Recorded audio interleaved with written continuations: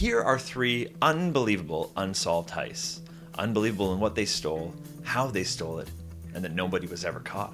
Number 1. March 24th, 1999. A Loomis armored truck was leaving from its warehouse in Sacramento and going to San Francisco. This drive will take an hour and 15 minutes. Inside the cab, there are 2 armed guards, and in the back, there is $2.3 million in 20s, 50s, and $100 bills.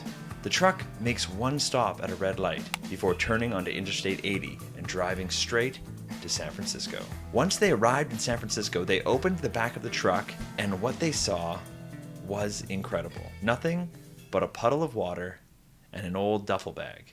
There had been a hole cut in the roof of the truck, a real jagged, messy hole. The guards said they originally thought the truck had been struck by lightning or a meteor. That's how strange this hole looked. But a meteor isn't going to steal $2.3 million. Now somehow, as this truck was being driven down Interstate 80 with 2 guards in the cab, someone was able to get onto the roof, cut a hole into the truck, and remove $2.3 million in 20s, 50s, and $100 bills. Now this money weighed 270 pounds. That's the same weight as a refrigerator or a baby elephant or The Rock when he played in Hobbs and Shaw. It baffled the guards and the authorities that somebody, or several people, were able to get onto a moving vehicle and extract so much money, weighing so much, without being felt or seen in the rearview mirrors. After an extensive investigation, the police did have one eyewitness saying they saw someone jump off the truck at the weigh scale, but that person didn't seem to be carrying 270 pounds on their back. Loomis offered a $25,000 reward, but here we are, over 20 years later, and no arrests have been made. The old duffel bag that was left in the back of the truck, and the puddle of water on the ground, will forever remain a mystery. Number 2. In Komarova, Russia, in 2008, 2 thieves stole an entire church. Yes, you heard me correctly. An entire church. A building. In this village, the church was in complete disrepair, and they were not using it. It was basically an abandoned church. So when the thieves showed up, they openly stole this church, 1 brick at a time. All the residents of the village just assumed that they were a construction crew there to repair the dilapidated church.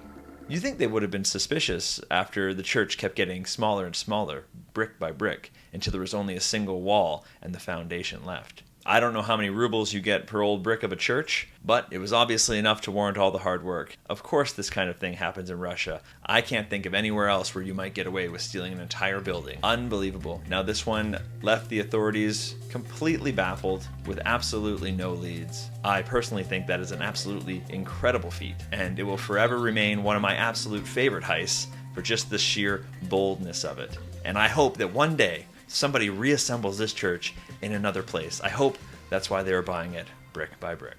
Number 3. This one is Canada's largest art heist. And since I'm Canadian, I wanted to throw it in there. It's one of the all-time favorites. It sounds like it's right out of a Hollywood movie. It takes place in 1972. These thieves broke in at 2 a.m. through a skylight. They bound and gagged all 3 guards and stole 18 paintings. They also made off with 39 other items. The total collection was valued at $2 million.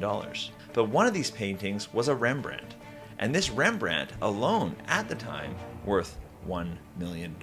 Now it's been exactly 50 years since this went down, and nobody's ever been caught. That Rembrandt alone will be worth well over $20 million. So whoever has it, wow, what a score. The police had absolutely no leads. The only thing they concluded was that the Montreal Mafia was probably involved. And in the 1970s in Montreal, the police often just blamed the Mafia. I mean, they were probably right, but that's just all too easy. You're missing 18 paintings and 39 other objects.